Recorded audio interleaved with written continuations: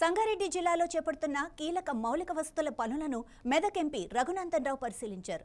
BHEL చౌరస్తా నుంచి అమీన్పూర్ వరకు నిర్మిస్తున్న 100 అడుగుల రహదారి విస్తరణ పనులను ఆయన సందర్శించి అధికారులతో వివరాలు అడిగి తెలుసుకున్నారు. అలాగే రామచంద్రాపురం లింగంపల్లి చౌరస్తా మార్గంలో ఉన్న నాలా అభివృద్ధి పనులు, దానిపై నిర్మించనున్న రహదారి పనుల పురోగతిని కూడా పరిశీలించారు. ఈ ప్రాజెక్టులకు నిధులు మంజూరైన నేపథ్యంలో పనులు వేగవంతంగా నాణ్యతతో పూర్తి చేయాలని అధికారులకు సూచించారు.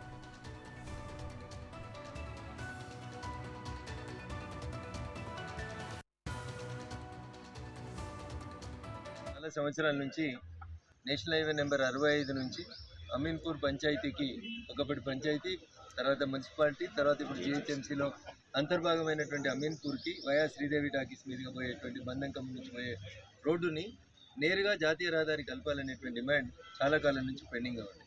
నేను ఎన్నికల ప్రచారంలో పోయినప్పుడు కాలనీలో వాళ్ళందరూ అడిగింది కూడా ఈ చిన్న కనెక్టివిటీ, ఒక 100 మీటర్లు, ½ కిలోమీటర్ కూడా ఉండదు సార్, ఒక కనెక్టివిటీ కావాలని అడిగినారు. నేను ఎంపీ గెలిచినప్పటి నుంచి జిహెచ్ఎంసీ ప్రతి సమావేశంలో మాట్లాడటమే కాకుండా జిహెచ్ఎంసీ కమిషనర్ కర్నర్ గారిని కూడా ఒప్పించి షేర్లింగంపల్లి, పటాన్చెరు 2 అసెంబ్లీ నియోజకవర్గాల మధ్యన జాతీయ రహదారి కలపడానికి ఒక డ్రైన్ ఉంది, ఒక నాలా ఉంది, ఒక చెరువు కాలువ పోతా ఉంది. దానిపై నుంచి ఒక బ్రిడ్జి శాంక్షన్ కోసం అని చాలా కాలం నుంచి ప్రయత్నం చేస్తే చివరికి కర్ణన్ గారు ఫిజికల్గా వచ్చి ఇక్కడికి నిలబడి చూసి ఈ ప్రాంత ప్రజల సమస్యలను అర్థం చేసుకున్న తర్వాత ఏదైతే 100 ఫీట్ల రోడ్డు శ్రీదేవి టాకీస్ ముందు నుంచి అమీన్పూర్ వెళ్తా ఉందో ఆ రోడ్ ఎక్స్టెన్షన్లో భాగంగా ఇచ్చి ఎక్స్టెన్షన్ చేపిస్తూ నేషనల్ హైవే 65 వరకు బ్రిడ్జిని మంజూరు చేపిస్తూ సుమారు 3.5 కోట్ల రూపాయలతోటి ఆ రోడ్డు పనులను ప్రారంభించడం జరిగింది.